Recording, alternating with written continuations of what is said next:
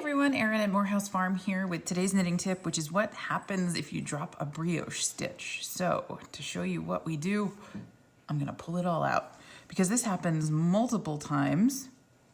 And if it happens in different places on a row, you need to know what to do with it. So first thing first is don't panic. That's the most important part, because if you start fidgeting, that's where things are gonna run even further down.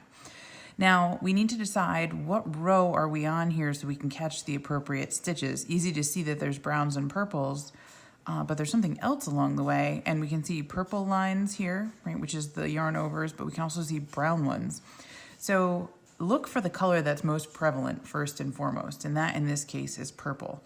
And if you remember before I popped it out, then the purple was the yarn row that we just completed. That was the color of the yarn overs. So first things first, starting from the edge, very gently pick up the first stitch, which is always going to be a single color.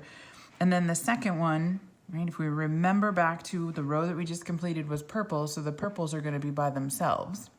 That means we need to pick up a brown next because we're alternating, and if it's a brown one, it needs the yarn over. So I'm going to pick up that purple yarn over. Notice I'm being very gentle and very slow and deliberate. That's going to make sure that the yarn doesn't run any further. And when you're working with wool, that's an added bonus because it will hold together. Okay, so purple is all by itself. That's okay, we know to grab that. Now I need to grab a brown, but because it shouldn't be by itself, if it's a brown one, we want the purple yarn over. Then alternate back to the purple, then to the brown with the yarn over, then to the purple, brown with the yarn over, purple by itself, and last to the brown. The only thing that might have happened here is that I might have switched the orientation of the yarn on the needles, so I'll have to think about that when I now work on the brown side. Whoops. So if I come back around here, I've got my brown one that I'm going to purl, and I'm on the purl side again because I see the purple V's.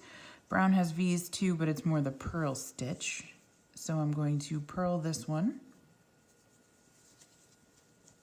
And just because I'm here and noticing it, I'm going to move my purple yarn to the back so it'll be ready to knit when I come back through. So I'm going to slip one purlwise and yarn over. So I'm slipping it as if I'm going to purl it, needle through the right leg. Again, if you can see the stitch and picture it as an upside down horseshoe, I always want to make sure that the right leg is on the right side when it flattens out. Okay, we talk about front leg and back leg, but I'll show you on the next stitch because I can already see that it's going to be an issue, and we're going to talk about that. Okay, so yarn over, and then we're going to purl. Now here, see how this one, when I picked it up, and all I was trying to do was grab it.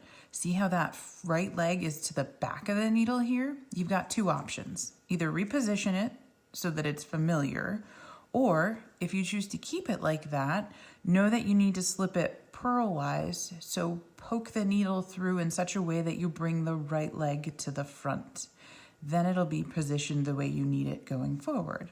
Okay, now we're purling again with the brioche. All right, here's another one. Just the way I picked it up, it's going to be twisted on the needle if you insist on thinking front leg. So think right leg, left leg, and that'll really help sort that out. So again, we're going to make sure we slip it purlwise, so with the right leg forward and do the yarn over, and then we can purl. Same thing here. And it just so happens, right, that my brioche stitches, because I was working from the other side, the ones that have the yarn overs seem to be lined up correctly. Right, so I can just purl. But if you notice, say for instance, this one, I just dropped it again. If you notice that it's twisted on the needle that way so that the right leg is to the back, right, just purl it that way. Grab the right side again, even though it's positioned in the back. This becomes a little awkward now, especially since I've got some tendonitis in my wrist. It's making it a little bit harder to hold on to. Okay, so let's just get things repositioned. And notice all I'm doing, I picked up those two that I lost, and then I know that I need this brown stitch with the purple yarn over. I'm getting back to where I have my yarn over here, and then I want to purl this stitch, but I want to make sure that it lays flat once it's done. So I want to grab it here through the right leg, making sure that is to the right side and to the front, and then doing my purl, and it should be fine.